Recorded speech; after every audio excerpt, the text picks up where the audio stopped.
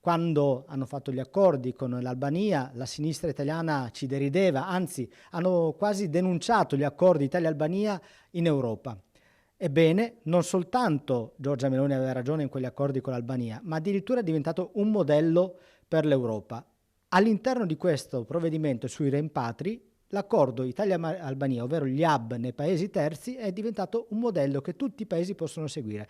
Un risultato del lavoro della Premier Meloni e degli europarlamentari di Fratelli d'Italia che hanno portato avanti il programma della Presidente del Consiglio in materia di immigrazione.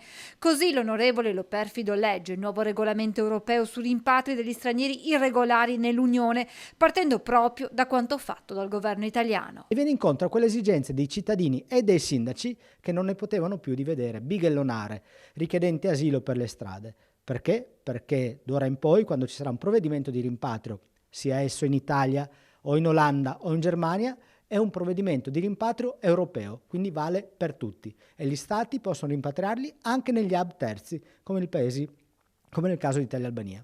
Un messaggio alla sinistra, un messaggio al generale Vannacci, che aveva criticato l'operato di Giorgia Meloni proprio sul fronte della cosiddetta remigrazione. Stiamo dimostrando che ben governando siamo in grado di cambiare le cose. L'abbiamo dimostrato in materia migratoria, continueremo a farlo, lavoreremo ancora di più in materia di sicurezza, dopodiché queste sono le teorie applicate alla politica del centrodestra. Governare non è mai facile, non è semplice risolvere in pochi giorni questioni ataviche e storiche, ma queste sono le dimostrazioni di chi sa governare, sa risolvere i problemi del paese.